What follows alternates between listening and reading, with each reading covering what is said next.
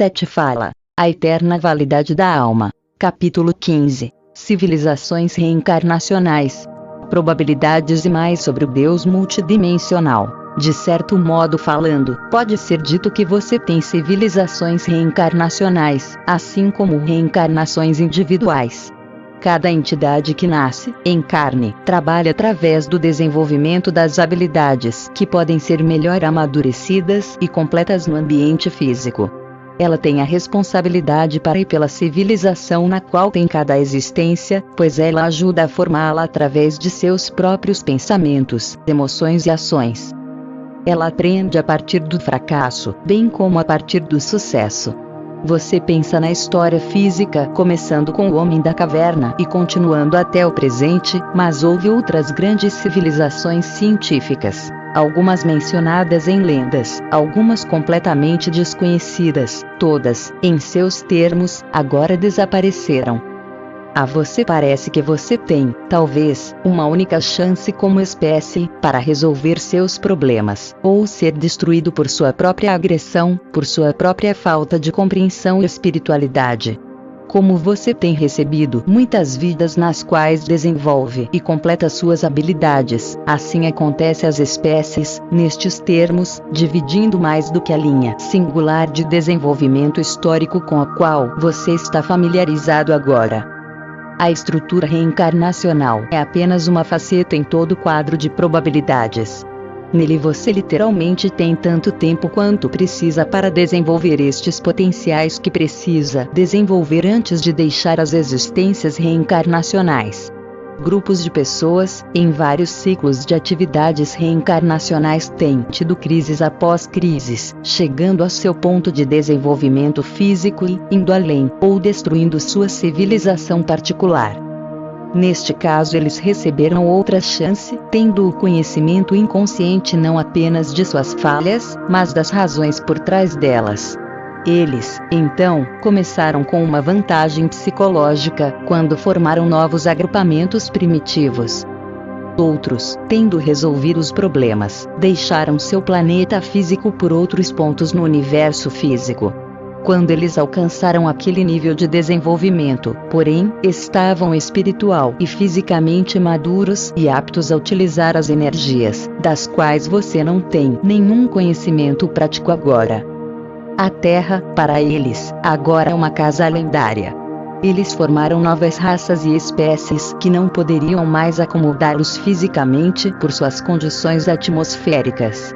Porém, eles também continuaram no nível reencarnacional tanto quanto habitam a realidade psíquica.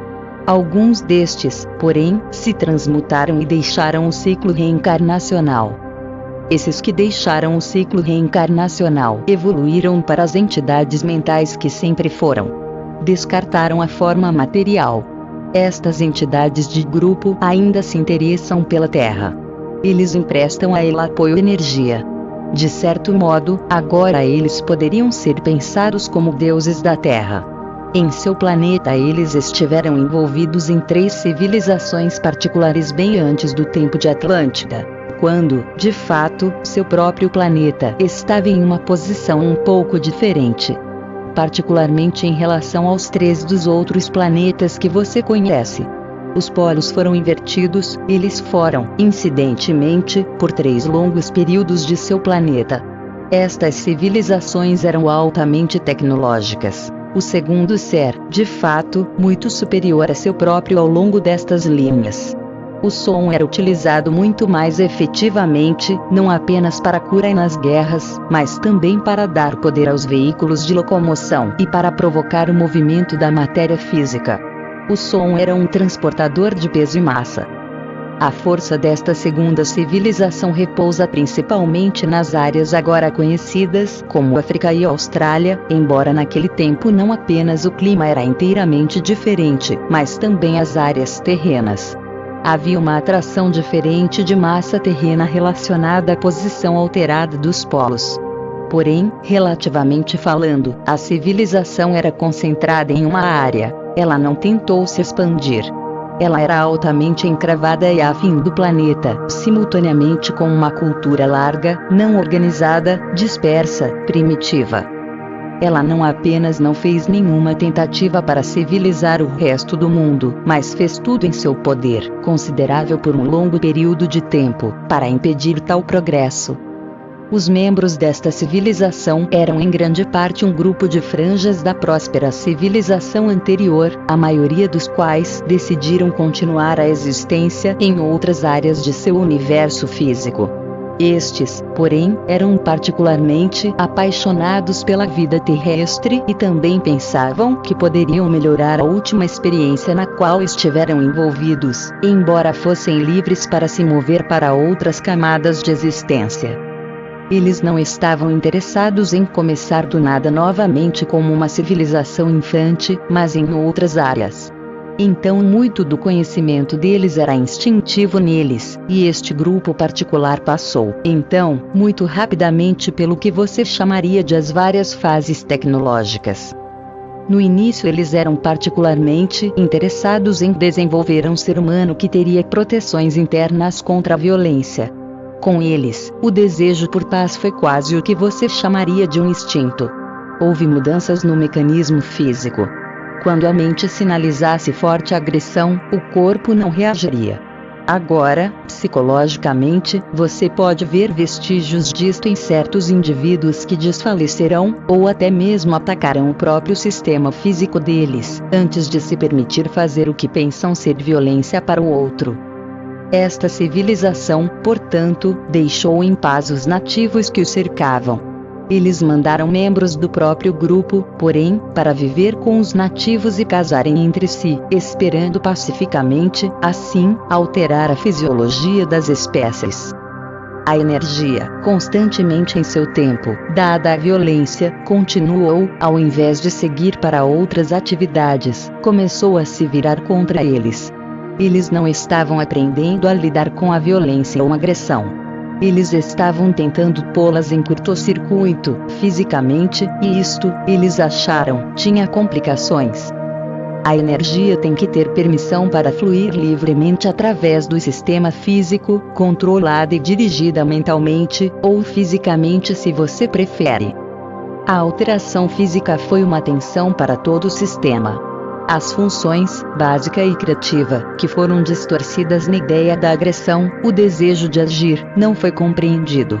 De certa forma falando, a respiração em si é uma violência. A inibição internalizada resultou num sistema amarrado de controles mútuos no qual a extensão da ação se tornou literalmente impossível. Um estado mental e físico, extremamente consciencioso, restritivo, evoluiu, no qual a necessidade física e natural do organismo por sobrevivência foi impedida em todos os sentidos. Mentalmente, a civilização progrediu. Sua tecnologia foi extremamente ativada e impelida para frente quando se esforçou para se desenvolver, por exemplo, alimentos artificiais, de forma que não fosse, de qualquer modo, necessário matar para sobreviver. Ao mesmo tempo, se tentou deixar o ambiente intacto. Seu estágio de automóveis foi perdido completamente dos veículos a vapor, e se concentrou bastante no som. O som não poderia ser ouvido por orelhas físicas. A civilização foi chamada de Lumânia, e o próprio nome se tornou em lenda, e mais tarde foi usado novamente. Os Lumanians eram um povo bastante magro, fraco, falando em termos físicos, mas, psiquicamente, ou brilhantes ou desprovidos de talentos. Em alguns, veja, os controles interiores causaram tantos bloqueios de energia em todas as direções que mesmo sua alta habilidade telepática natural acabou sofrendo. Eles formavam campos de energia ao redor da sua própria civilização. Eles eram, então, isolados do contato com outros grupos. Eles não permitiram que a tecnologia os destruísse, porém. Mais e mais deles perceberam que o experimento não foi um sucesso. Alguns, após a morte física, partiram para se unir àqueles da próspera civilização anterior, que migrou para outros sistemas planetários na estrutura física. Porém, grandes grupos simplesmente deixaram suas cidades, destruíram os campos de força que os tinham fechado e se uniram a muitas das pessoas relativamente incivilizadas, acasalando-se com elas e tendo filhos. Estes Lumanians morreram rapidamente, pois eles não suportavam a violência, tampouco reagiam a ela violentamente. Eles sentiam, porém, que suas crianças mutantes poderiam ter uma consequente indisposição em relação à violência, mas sem a proibição das reações de nervo-controle com as quais eles eram dotados. Fisicamente, a civilização simplesmente desapareceu. Algumas poucas das crianças mutantes posteriormente formaram um pequeno grupo que viajava nas áreas como itinerantes nos séculos seguintes, com grandes bandos de animais. Eles cuidavam uns dos outros mutuamente e muitas das lendas antigas relacionadas a meio homem e meio bicho simplesmente foram varridas através dos anos da memória destas associações antigas. Estas pessoas, realmente, como remanescentes da primeira grande civilização, sempre levaram dentro de si fortes memórias subconscientes de suas origens. Estou falando dos Lumanians agora. Isto contou para a rápida elevação deles, tecnologicamente falando. Mas porque o propósito deles/delas era tão determinado, o evitar a violência, mais do que, digamos, a construção do desenvolvimento pacífico do potencial criativo, a experiência deles foi altamente unilateral. Eles foram direcionados por tal medo da violência que ousaram não permitir a liberdade do sistema físico mesmo para expressá-lo. A vitalidade da civilização era, portanto, fraca, não porque a violência não existiu, mas porque a liberdade da energia e da expressão foram automaticamente bloqueadas ao longo de linhas específicas e da exteriorização física. Eles entenderam bem os males da violência em condições terrestres, mas eles teriam negado o direito do indivíduo de aprender de sua própria maneira e, assim, impediram o indivíduo de usar seus próprios métodos criativamente, para transformar a violência em modos construtivos. A livre vontade, em respeito a isto, foi descartada. Como uma criança fisicamente protegida de algumas doenças, após um tempo, ela emerge do útero de sua mãe, assim por um breve período a criança é acobertada de alguns desastres psíquicos por um curto período de tempo após o nascimento e ainda carrega consigo, por causa de seu conforto, memórias de lugares e de existências passadas. Assim, os Lumanians, por algumas gerações, foram apoiados pelas profundas memórias subconscientes da civilização anterior que partiu. Porém, finalmente, estes começaram a se debilitar. Eles tinham se protegido contra a violência, mas não contra o medo. Eles foram, portanto, sujeitos de todos os medos humanos ordinários, que eram, então, exagerados, desde que, fisicamente, eles não podiam responder nem mesmo com a natureza da violência. Se atacados, eles tinham que fugir. O princípio de bater e correr não era aplicado. Eles não tinham nenhum recurso. O símbolo de Deus deles era masculino, uma figura fisicamente forte de macho, que os poderia proteger desde que eles não se protegessem. Esta figura evoluiu através das eras, assim como suas crenças e, nesta figura, eles projetaram as qualidades que eles mesmos não poderiam expressar. A figura se pareceria mais tarde como o velho Jeová, o Deus da ira, que protegia o povo escolhido. Inicialmente, o medo das forças naturais, portanto, era extremamente forte neles por razões determinadas e trouxe um sentimento de separação entre o homem e as forças naturais que o alimentavam. Eles não podiam confiar na Terra, já que não tinham a permissão de se proteger contra as forças violentas nela. A vasta tecnologia e a ideia de grande civilização deles eram amplamente subterrâneas. Eles eram, nestes termos, os trogloditas originais, e vieram de suas cidades por cavernas também. Cavernas não eram apenas lugares de proteção nas quais nativos inábeis se agacham. Frequentemente eram portais das e para as cidades dos Lumanians. Muito após as cidades estarem desertas, os nativos seguintes, incivilizados, encontraram estas cavernas e aberturas.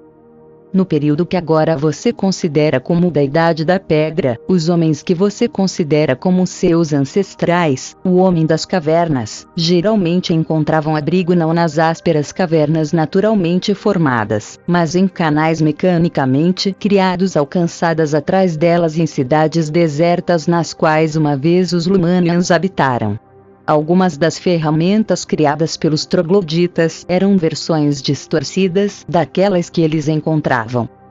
Embora a civilização dos Lumanians fosse altamente concentrada, não fizeram nenhuma tentativa para conquistar outros ou se espalhar para qualquer grande extensão territorial. Eles se estabeleceram durante os séculos em postos avançados dos quais podiam emergir e manter o rastro de outros povos nativos. Estes postos avançados foram construídos subterraneamente.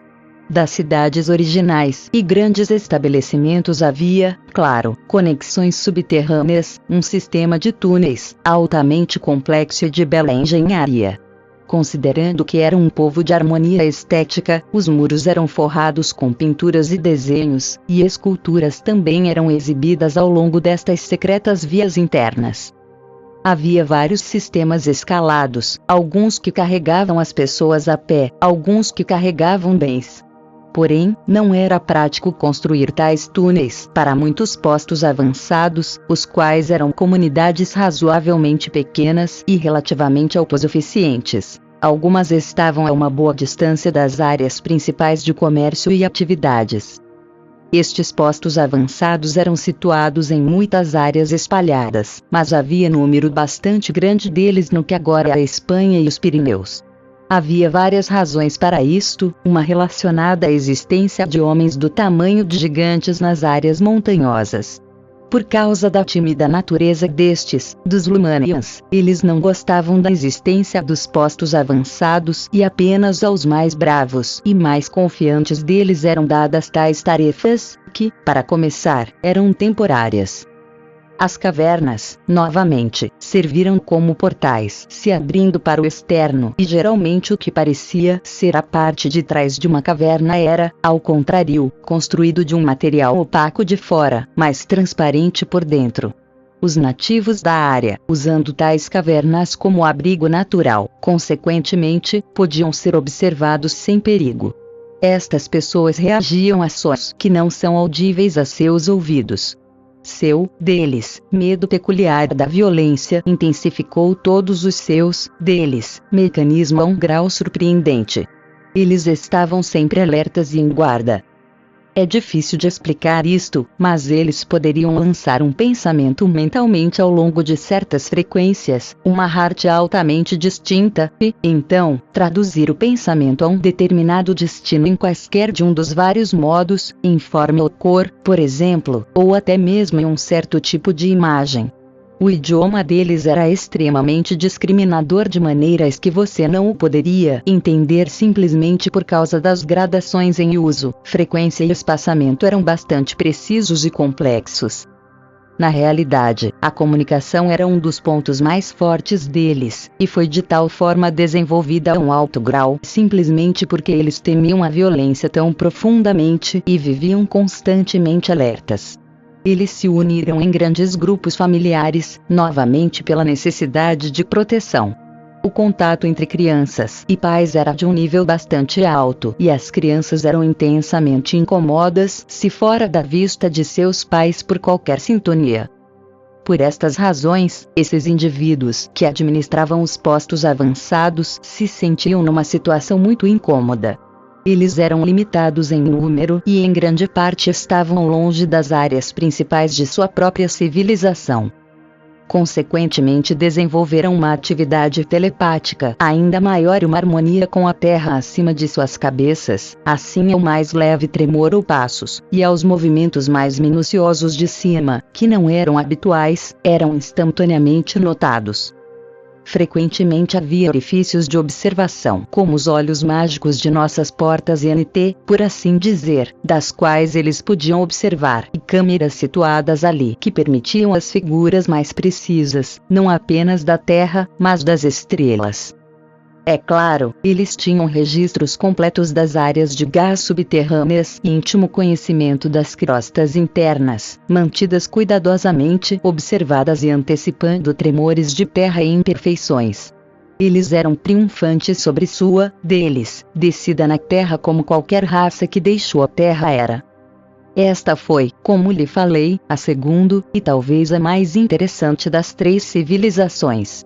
A primeira seguiu generalizadamente sua própria linha de desenvolvimento e enfrentou muitos dos problemas que você enfrenta agora. Eles eram amplamente situados no que você chama de Ásia Menor, mas eles foram também expansivos e viajaram para outras áreas. Estes são os povos que mencionei anteriormente, que finalmente partiram para outros planetas em outras galáxias e de quem vieram as pessoas da civilização de Lumania. Antes de discutir a terceira civilização, há alguns poucos pontos que gostaria de trazer a respeito da segunda. Isto tem a ver com a comunicação, como ela foi aplicada a deles, desenhos e pinturas, e a que os altamente distintos canais que deles, comunicações criativas puderam chegar. De muitas maneiras a arte deles era altamente superior à sua e não isolada. As várias formas de arte, por exemplo, eram conectadas de um modo que é quase desconhecido a você e porque você é pouco familiarizado com o conceito, será bem difícil de explicar. Considere, por exemplo, algo muito simples, digamos, um desenho de um animal. Você o perceberia simplesmente como um objeto visual, mas estas pessoas eram grandes sintetizadoras. Uma linha não era simplesmente uma linha visual, mas, de acordo com uma variedade quase infinita de distinções e divisões, representaria também certos sons que seriam traduzidos automaticamente. Um observador poderia traduzir os sons automaticamente antes de se aborrecer com a imagem visual, se quisesse. No que pareceria ser um desenho de um animal, então, a história inteira ou o histórico do animal também poderia ser determinado. Curvas, ângulos, todas as linhas representadas, ao lado da função obviamente objetiva num desenho, uma série altamente complexa de variações presentes, tonalidade e valor, ou, se preferir, palavras invisíveis. Distâncias entre as linhas eram traduzidas como pausas de som, e às vezes também como distâncias no tempo. A cor era usada em termos de idioma de comunicação, em desenhos e pinturas, representando um pouco, como sua própria cor o faz, gradações emocionais. A cor, porém, seu valor de intensidade, servia tanto para refinar como para definir, por exemplo, para reforçar ainda mais a mensagem já dada pelo valor objetivo das linhas, ângulos e curvas, e pela palavra invisível das mensagens já explicadas, ou através da modificação destas em um determinado número de maneiras. O tamanho de tais desenhos também falava da própria mensagem. De um modo, era uma arte altamente estilizada, e, ainda assim, permitiu, ambas, uma grande precisão de expressão em termos de detalhes, e grande liberdade em termos de extensão. Era obviamente comprimida. Esta técnica foi descoberta depois, pela terceira civilização, e alguns dos desenhos restantes feitos em imitação deles ainda existem.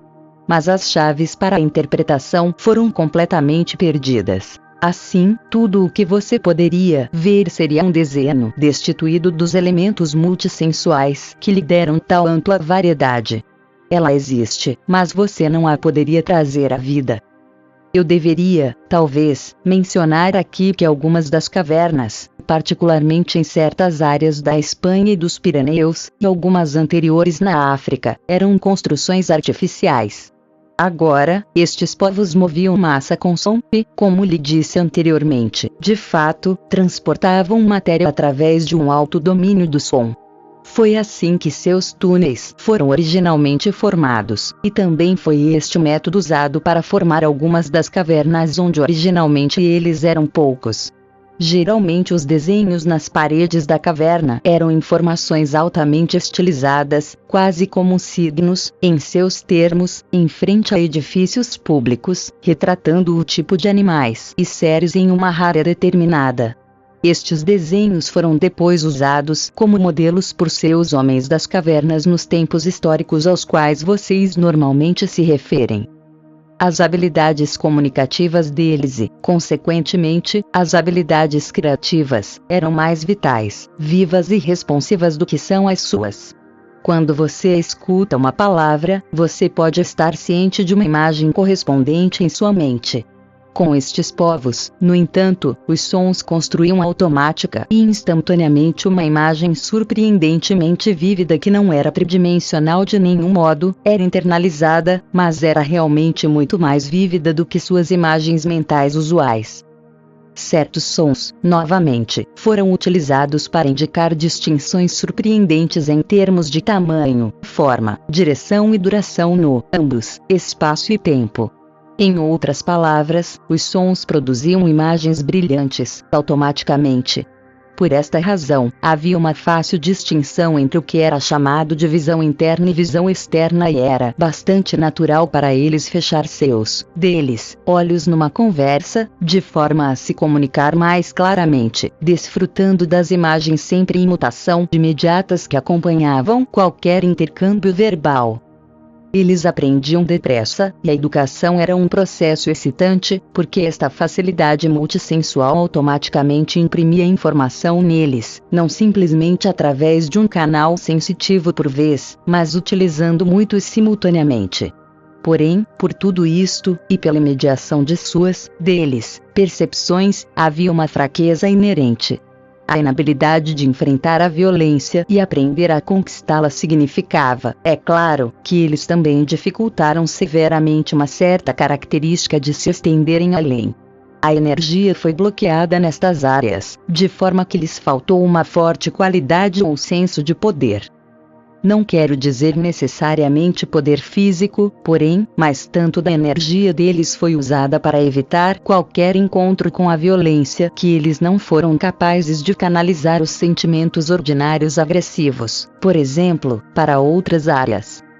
Tenho falado sobre os Lumanians em alguns detalhes porque eles são uma parte de sua herança psíquica.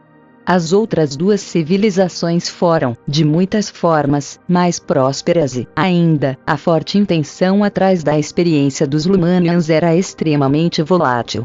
Embora eles não fossem capazes de resolver o problema da violência como eles a entendiam em realidade, o desejo apaixonado deles de fazer isto ainda ressoa ao longo de seu ambiente psíquico.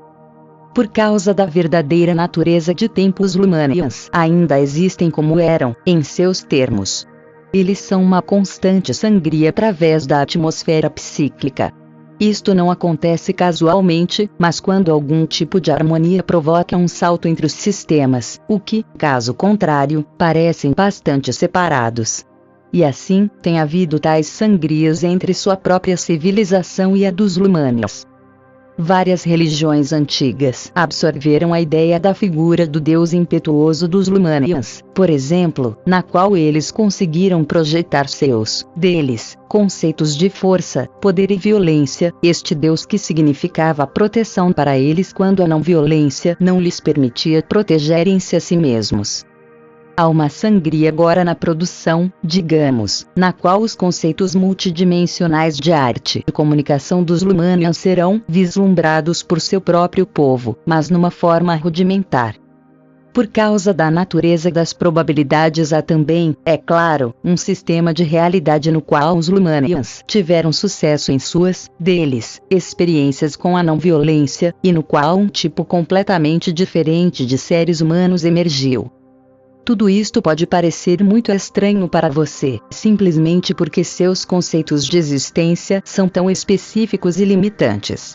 Ideias de realidades prováveis, e homens prováveis, e deuses, podem golpear alguns de você como bastante absurdas, e, ainda, quando você lê este livro, você é um dos prováveis Outros prováveis você não considerariam você real, é claro, e alguns poderiam questionar indignadamente sua existência. Não obstante, o provável sistema de realidade não é apenas uma questão filosófica. Se você estiver interessado na natureza de sua própria realidade, então isto se torna um assunto altamente pessoal e pertinente. Como as várias qualidades dos Lumanians ainda estão presentes em sua atmosfera psíquica, como as cidades deles ainda coexistem em áreas agora chamadas de suas, assim as outras identidades prováveis coexistem com as identidades que agora você chama de suas. No capítulo seguinte discutiremos você e seus prováveis eus.